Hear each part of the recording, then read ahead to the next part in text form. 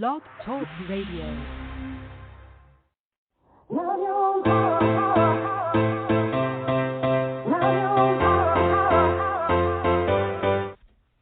Chatting with Nat is a podcast for independent women seeking to speak their truth and to break down barriers. We host honest conversations that help to guide and empower women. Speak your truth and set yourself free. Let your voice be heard. Hi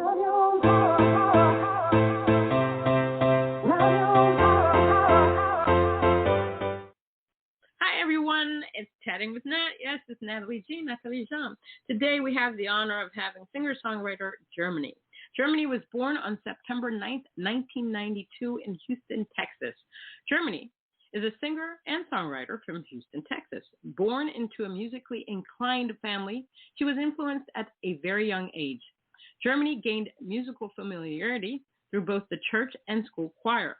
Jermany has performed at local talent shows, venues such as Fitzgerald's, House of Blues, and other venues in Houston. She creates a mixture of R&B pop and hip-hop vibes that are sure to captivate your ears to another level. Jermany has also been featured on sites as Artist of the Week, has been nominated for Artist of the Year, and has been #1 on the Singer-Songwriter Reverbnation charts. Although inspired by many music legends, she exudes great individuality. Her strong love of music shines forth through every melody and tune played in her songs. Jermany is a musical force like no other. As she continues to strive for greatness, there will definitely be more to come. All right, let's give a round of applause to Jermany.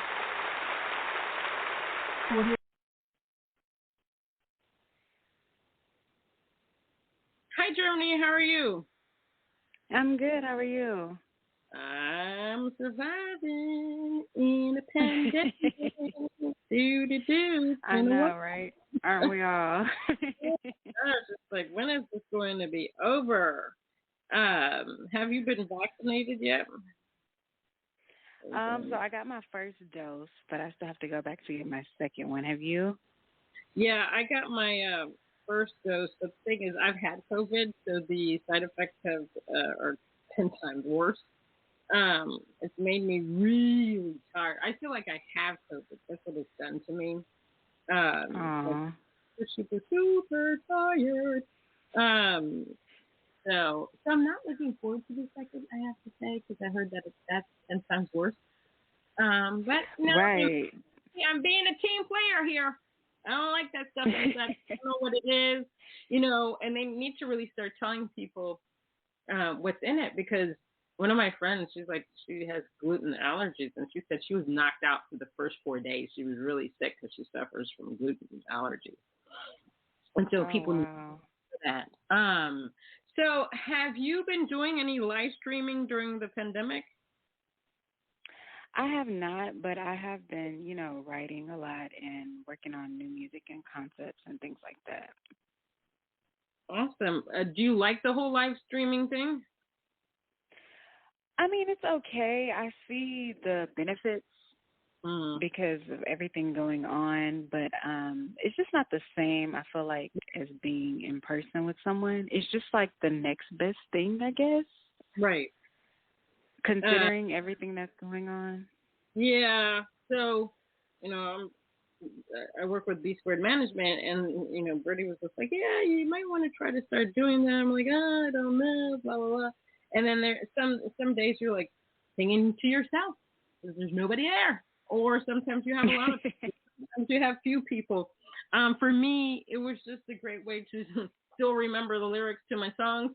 And then, keep practicing the music. And then sometimes I gain new fans. People are like, oh, I've never heard of you, blah, blah, blah. I need to listen to more of you. So, and because of the pandemic thing, it was a way, to keep engaged in all of this stuff, how we have to keep engaged in all these social media platforms. So how do you do that? How do you keep engaged in all these social media platforms? So I feel like for me, I do stories a lot. So it's not necessarily, I guess, live streaming, but it's a way for people to see you on a regular basis or a day-to-day basis by, talking on video, and then you're able to uploaded through your stories on Instagram, because I'm big on Instagram, and that's like the main platform that I really use when it comes to social media. Yeah, I was told, oh no, you should do stuff. You should do the reels, and you should try to do the TikToks. And oh my God, if I tell you those things are so not me, and I had to force myself to do them. But with TikTok, I do my own music, or if I do something silly, it's usually because I put my kittens in it and we do something funky together. But it's also a way to push your music. Like when I do Instagram lives, I actually put it on the Sisters in Music 1 minute clip, obviously on the Sisters in Music platform, so that I'm promoting you ladies the best that I can, and it actually worked well because one person has over 700 views on it. It's crazy. Wow. Yeah, it's crazy to me how we have to be on all these platforms because every day you have to think of something to say. I know that there are sites like Hootsuite and Buffer and all that stuff where you can pre-plan your day, but for me, it depends on my mood of what I'm going to post that day. So if somebody's irritated, there's going to be a quote that might go along with that irritation. I like to be, organic about things. I don't want anything like pre-planned things or crazy like that. But yeah, right. we definitely have to. It's just a new way of doing things, of being seen and heard. And I have seen so many of these independent artists that post these wonderful pictures. Now I'm having to dig through the vault. And this is my younger stuff. I don't want people to think that I can look like this right now. Although some people say, some people are like, you haven't changed enough. I love those people. How would you describe? Yeah, because I'm over 100, and I like to tell people that because I've been around a long time. How would you describe your music? So I would describe my music as R&B with pop, like a mixture. I did grow up singing in church, so I feel like my singing style does incorporate some of like the gospel emotion behind my music, just because I grew up, in the church, so it's hard not to. When I sing, a lot of times it's hard not to incorporate that. But overall, I would say R&B and pop. Okay. What do you love most about being an artist? For me, it's the writing. For me, I've been writing, I don't know, ever since I can remember. And I feel like I've always been big, even in school, like I just always enjoyed like writing, telling stories. And I feel like that's my favorite thing about it. I love to sing, obviously. Right. But for me, I've always just enjoyed being able to tell a story, and I love country music as well, and a lot of country songs tell stories. Right. And it just resonates with me personally with being able to write. So that's really my favorite process. I always get really excited when I write something, and I feel like it can resonate with someone else or touch someone in the same way. Yeah, I love that. A lot of the independent artists that I've spoken to, one of the big things or that we all have in common is that we want our music to resonate with our listeners. We want them to have some kind of reaction. We want them to be like, oh my God, this artist gets me. I have to listen to them. They're being honest. They're speaking from a place of truth. And I think it's very important. And I think that, people are just sick and tired of the same old thing. Because if you turn on the radio station, it seems like it's the same old stuff all day long. Sometimes they play the same stuff over and over. And I think that speaks to a lot of what is needed out there in the world. People want to belong. People want to feel like you are their best friend, kind of. They can live that fantasy through you and say, you know what, I'm going to get through my day by listening to Jermany. So I love that. Have you always been interested in music? Was there a particular song performance that made you say, wow, I want to do this? Well, so I have always been interested in music, and I feel like since I have a lot of family members that either sing or they play instruments, like I have a cousin that plays violin. I had an uncle that played the trumpet. I had, cousins that play piano. So I felt like I was always just around music. So it almost just felt like the norm for me. And I just automatically gravitated towards it. Right. So even, as a little kid growing up and being around that all the time, it just made me feel like, oh my gosh, this is what I want to do. Like, this just feels right. Even before I knew that I could actually have it as a, career, it was just something that I just genuinely enjoyed. Yeah, I'm the same with you. I grew up in a family of musicians, and it's just something that's always been a part of my life, but I never thought I'd be singing. I didn't even know I could sing. Until one day I tried, and there it was. Yeah, there it was. I was like, oh, maybe I should try this. Do you play any instruments? So I play a little bit of piano. I'm still tweaking and learning more and more about that, but that's the main instrument that I'm focused on right now, and as far as fine-tuning my skills. But I would also love to learn guitar as well. So let me tell you, I tried to do the whole guitar thing. And let me tell you, I felt like a contortionist because when I went to take the lessons, they're like, well, put your body this way, your arm has to go this way. And it's so uncomfortable. How am I going to I know. How do you, and then you want my hand to go, what? I just don't get this. But I love the fact that you're trying to hone those skills because I'm trying to do the same thing. I've had a smart, I tell everybody this, but I've had a smart keyboard in a box for 5 years.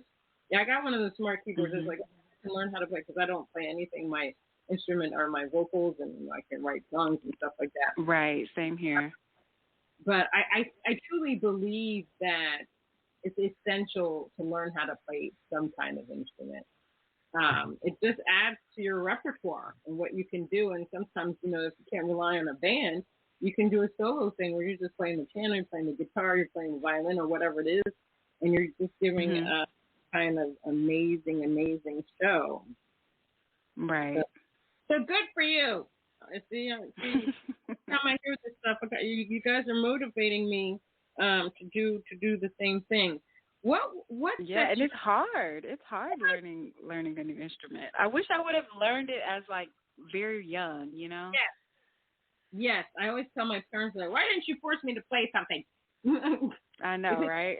No, I'm with you on that because I see all these parents. Oh, I'm taking my kids to piano lessons or violin, and I'm like, I wish I had that too. What do you think sets your music apart? What is unique or at least uncommon from anybody out there? So I think for me, my love of R&B and pop is kind of where I go whenever I want to write my music. But I think that the gospel elements that are incorporated with the way that I sing and the way I carry my vocals is what kind of sets me apart. And I also love hip-hop music. I mean, I'm a huge music lover, so I'm open to all genres of music. And I think the way that I'm able to incorporate that whenever I'm writing or whenever I actually lay down my vocals is kind of what sets me apart from everybody else. I love it. So we're going to play, let me see what we got. We're going to play Gimme. Tell me what that song is about.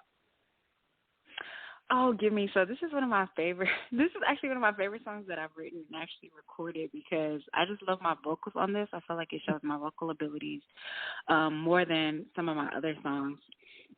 But Gimme is like a really sexy, sultry song about people that are, in relationships or just, it's kind of I don't want to say sexual.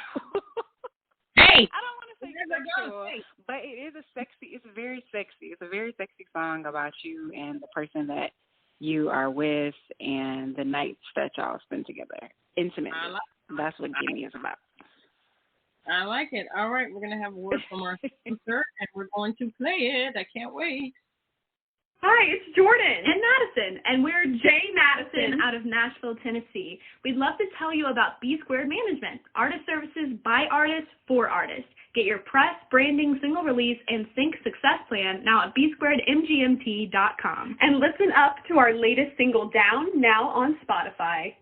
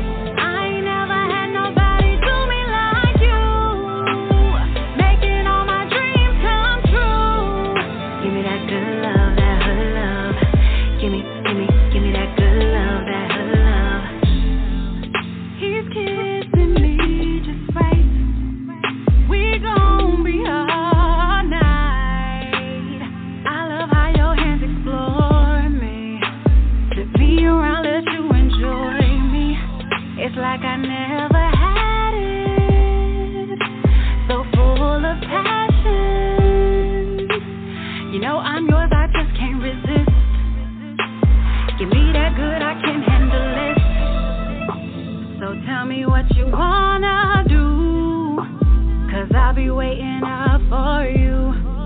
So give me that good love, that hood love. Give me that good love, that hood love. I ain't never had nobody do me like you, making all my dreams come true. Give me that good love, that hood love. Give me that good love, that hood love.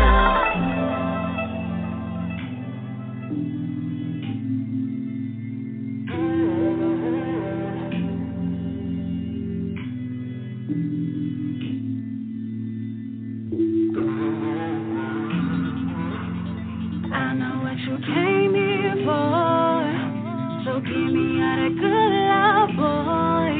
Give me that love, baby. Give me that love, baby. So tell me what you wanna do, 'cause I'll be waiting up for you. So give me that good love, that hood love.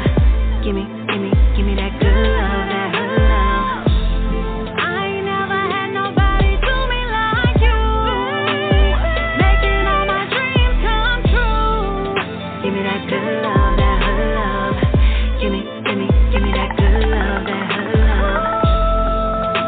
So tell me what you wanna do, 'cause I'll be waiting up for you. So give me that good love, that hood love. Give me that good love, that hood love. I ain't never had nobody do me like you, making all my dreams come true. Give me that good love, that hood love. Give me that good love, that hood love.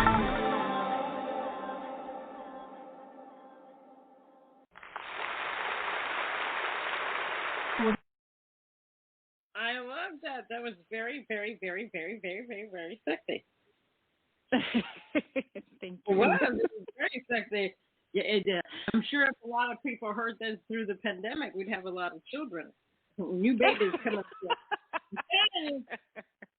Got that sex appeal. Hell, sex. That's okay. Because I think people have sex.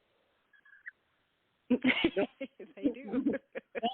I think, and sometimes you need that music to get you going. You know, I've been telling a lot of the artists to like try to come up with like some kind of brand that they could pair their songs with, and I've learned a lot of things from some of the indie artists. So this woman Kingsley, she actually created a lipstick. I thought this was really cool. Lipstick. Each lipstick is named after her single, so she can pair. You know, you have her music, you have lipstick, blah blah blah. And I was like, you should have a wine. My God, could you imagine if you had a wine that could be paired with that song? Thousands of babies out there, thousands. Wow, yeah, that's an awesome idea, actually. You should think about it. I'm dead serious. Because I'm also thinking outside of the box and taking this entrepreneurship course, and they teach you so much about different things that you can do to actually push your music. It's not just about being on the social media platforms, but having something else that says, this is who I am. You know what I mean? Right. So how important is it for you as an artist to be able to speak your truth?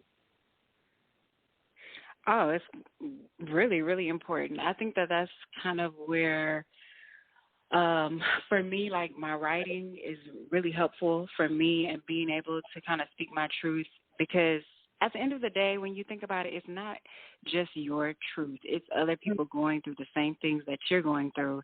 And like you said before, as an artist, you want to be able to resonate with people. And even though a lot of times as individuals, we feel like we're going through things on our own or by ourselves, it's really thousands of other people dealing with the same issues and the same problems that you are. And music is really, in general, what kind of helps people get through a lot of some of the most difficult times of their lives. Exactly. No, I agree with you 100%. Music has such a healing power. It's the one place where you would think we all can get along. Absolutely. And it is a place. Sometimes people try to divide us. We don't have to adhere to that. You know, it's just fascinating to me, the whole music industry thing, because you listen to country music, and blacks have to kind of try to break down barriers to try to get in there, which is kind of crazy for me because it's music. Or women are competing against men. I don't understand that. It's music. It should be any type of competition. It should just be, oh, here I am. I'm here to sing. I'm here to tell a story. Just enjoy my music. Exactly. Long. And I had an interesting conversation with somebody else, and one of the things we notice with women, women can tend to be in competition with one another, and so that's why Nikki and I started This Was in Music, because we want to show the platform is huge enough for all of us, right? To show our greatness and everything that we can do out there. I mean, we all have voices. I mean, and all of our voices are very different, and so some going to say, wow, these people are getting together. They see the platform's huge enough for all of us to share it, and we're just going to do an amazing job. So exactly. All I can say is thank you for continuing to do music. How supportive are your friends and your family in regards to your music? Oh, extremely supportive. Actually, I feel like one of the reasons why I really kind of got into music at such an early age was my dad, because he was the one that kind of, I guess, kind of pushed me a little bit as far as really wanting to pursue music and writing and all those things. But my family is extremely supportive, which is, I feel like, a really big blessing, because I know a lot of people that do music and their families are not as supportive. So I just feel like I was very blessed to be able to have family that supports not just my music, but anything and everything that I kind of want to pursue. I'm lucky enough to have that support system, and it's really just a big blessing, I think. But also coming from a musically inclined family, on my dad's side specifically, I feel like it's not really too far-fetched to want to be a part of music as my everyday life. Right. No, I get that completely, and I'm glad to hear that you have a great support system. I think that's awesome. I was talking to this young lady yesterday, and she's only 16 years old, but she's very smart, highly intelligent, and she was saying how some of the people in her school have been just not mean. It's like, oh, you think you're better than us, blah blah blah. You remember back in the day, right? And people can just be funky, and she's very strong-minded, and I love that about her. That she's pushing through, and she's just like, you know what, I'm going to do my thing. There's always going to be jealous people. I'm going to focus on the positive, and I think that's right. Always Absolutely. As artists, how do you see things for women in our industry? I mean, it could be any genre, and we're slowly being seen as people that are worth it out there in the music universe. How far do you think we have to go to be seen and heard? I think not as far as we kind of think, just because I feel like so many women have paved the way for other women artists. But I think that now, like, when you look at the music industry, like, women are dominating the music industry in every single genre. It's like, it's crazy, but I love to see it. Absolutely love to see it. Yeah, no, I was talking to somebody, as she said, a couple of years ago. She's a music producer, and she said she went to this convention, and she was the only female music producer there. How crazy is that? That is crazy, but I can't say I'm surprised, which is kind of the sad part. Yeah, it's very sad. It's very sad. We're going to play your song "Something." Tell me what that's about. Oh, Something. Oh, so this song is a little bit different from Gimme. It's basically about it's still more emotion based, but it has kind of like a Caribbean sort of vibe to it. So this is a fun song for sure. I like it. Let's play it. Caesar.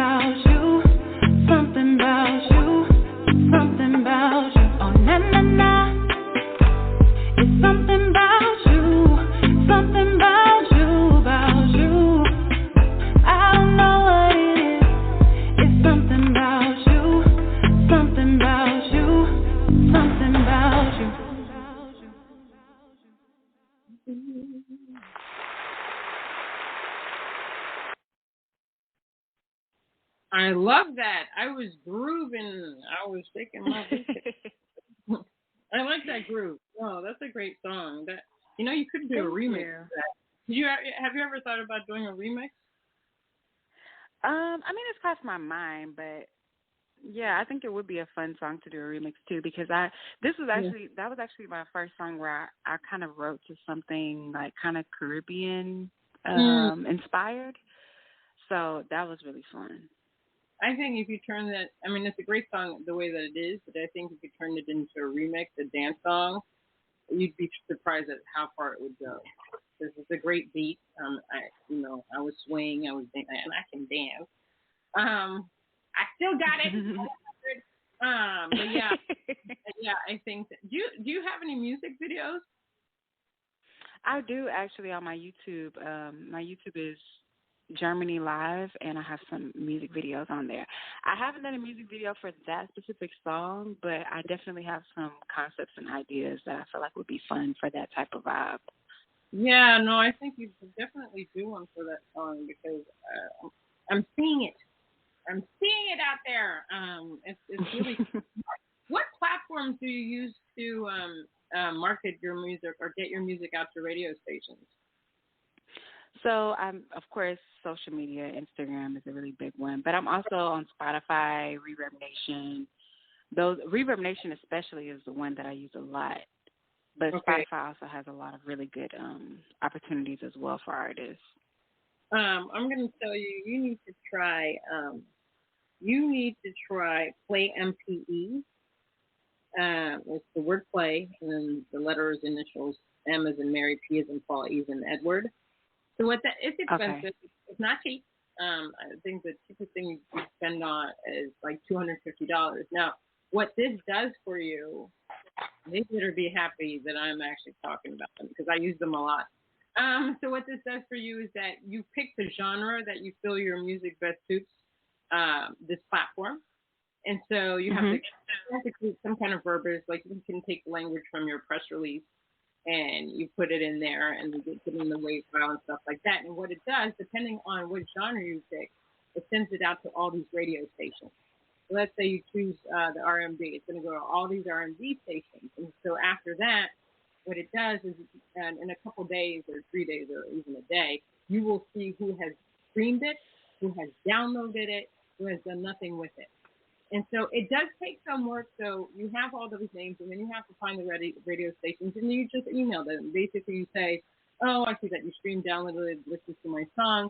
Please let me know if you have more, you need any more information. I'm happy to send it to you." Blah blah blah.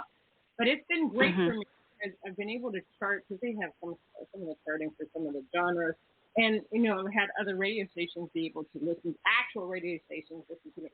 So some of them are internet radio stations, but some of them are FM, AM radio stations. I had one guy that was always selecting my music for the dance hip hop thing, charting thing, and I charted on there several times. So your music is very good. So I think that you should try considering using that platform to send your music to radio stations. Oh, thank you so much. Yeah, I definitely will check them out for sure. Yeah, and let me know if you need help with that, because I have contacts over there. So much. Together we are stronger. I love to help people. We are. I love it. I love it. What's one thing you wish you had known when you began your career? Oh, that's a good question. I think one thing I wish I would have known when I began my career. Oh, I know. I think that would be all of the opportunities that are available in the music industry besides just being an artist on stage performing and touring. I wish I would have known that because I feel like sometimes you have, like as a kid, you have these big dreams of things that you see on TV, which is fine, Yeah. There's nothing wrong with that. But sometimes I think we put ourselves in a box and we think it's only one way to quote unquote make it, or only one way to get into the music industry, and you have to do it this way or else you're a failure and it's not going to work. And that's not necessarily true. Like, there are so many different avenues of being able to do music. And I feel like the older that I've gotten, the more I've kind of shifted my mind to understand that the opportunities are out there for you to do something besides just being on stage and performing. Right. Like songwriters, I mean, it's just so many opportunities as far as like commercials and movies and so many different things. And I wish I would have known that much, much earlier instead of putting so much pressure on myself to just be only an artist. I love that you said that, because the truth is that because of, the pandemic, we truly had to understand that.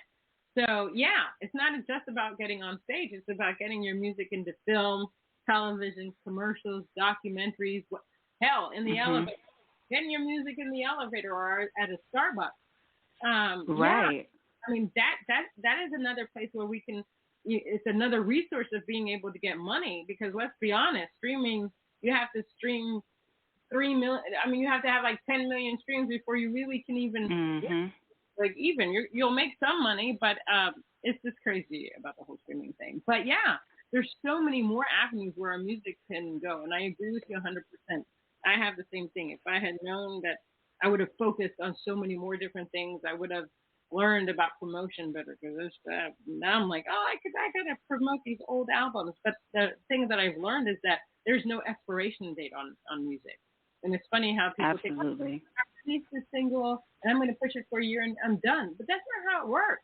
You can push a single till you die, basically. I mean, yeah. If you really believe in a song, you can do it. Like I plan on doing something with PlayMP for one of my French songs. I released that album, I think, in 2014, 2015. But I love this one song. People love it. And I didn't push it. I really didn't know the whole aspect of marketing. So why not just take that song and say, hey, here it is. Listen to it. Play it. What is... Exactly, because... Go ahead. Oh, I was going to say exactly, because you might have wrote a song 4 or 5 years ago, and a movie comes out next year, and they need a song for that movie, and that might be the perfect song. Just because you did it 5 years ago doesn't mean that it can't help you progress in the industry. So, yeah, I think that's a great point as well. That's right. And the other thing that I learned the other day was a friend of mine, she's been giving us a lot of information on Clubhouse and about social media, where to send your music, sync licensing and stuff like that. And she said one guy told her she had an opportunity, and this guy said, I don't really have anything. I don't think this will fit. And she said, no, just give it to me. And lo and behold, the person selected his song. So if you think your music is good for a specific opportunity, or you're kind of hesitating, send it anyway. Because that song might be good for something else in that person's catalog. Exactly. What would you say is something that you tried to do musically, but it didn't pan out, and what did you learn from it? So I would say, let's see, something that didn't work out.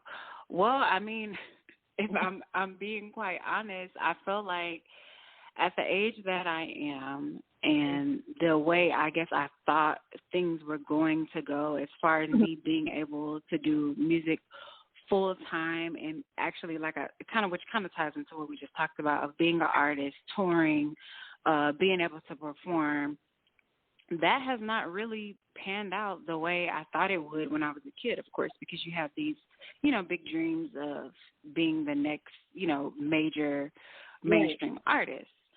But I think what that not happening has really helped me learn that there are other ways to be able to do music full time and still pursue my passion. So it kind of ties into actually what we just talked about. So yeah, that hasn't panned out for me, being able to tour and make, a full-time living off of my music yet. Right.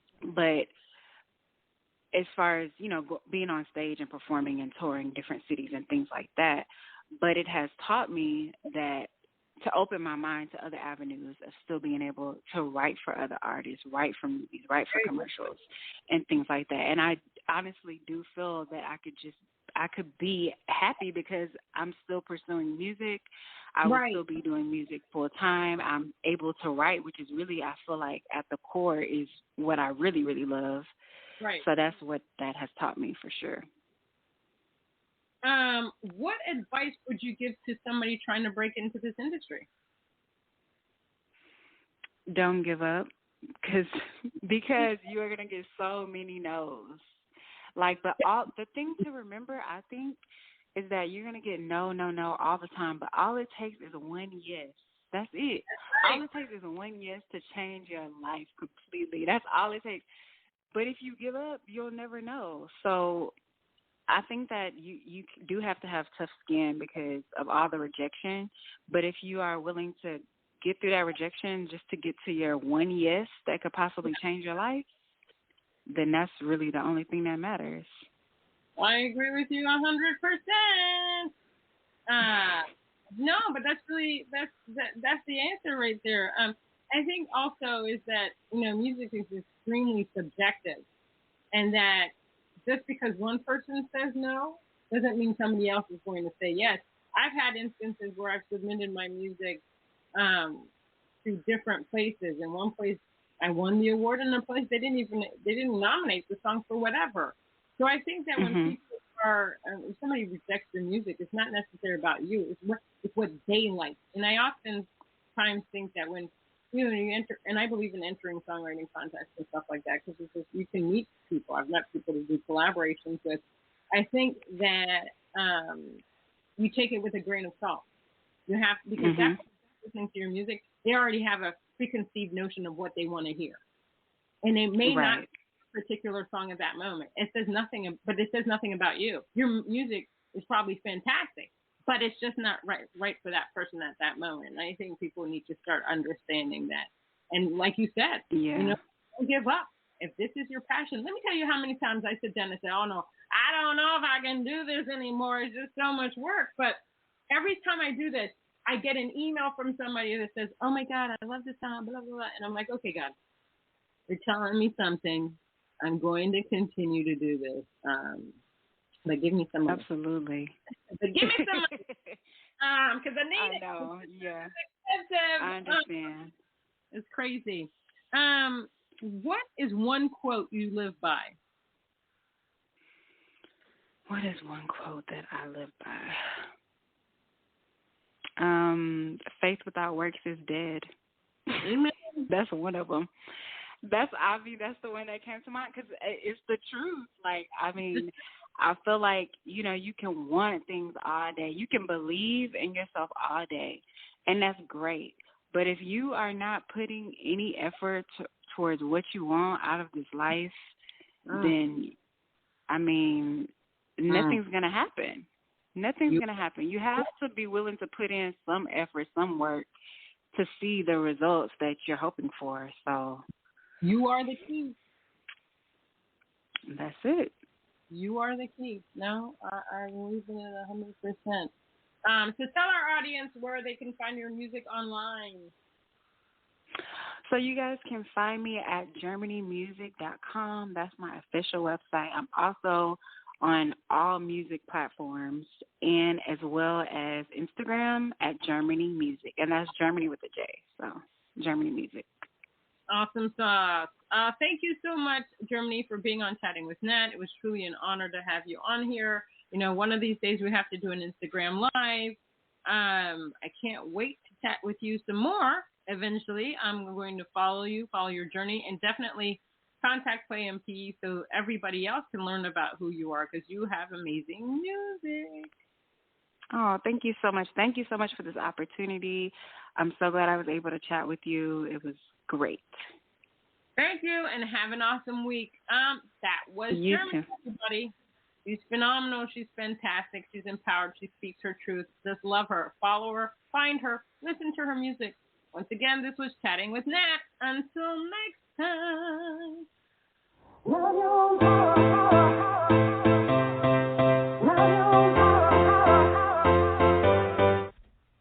Chatting with Nat is a podcast for independent women seeking to speak their truth and to break down barriers. we host honest conversations that help to guide and empower women. Speak your truth and set yourself free. Let your voice be heard. Love your voice.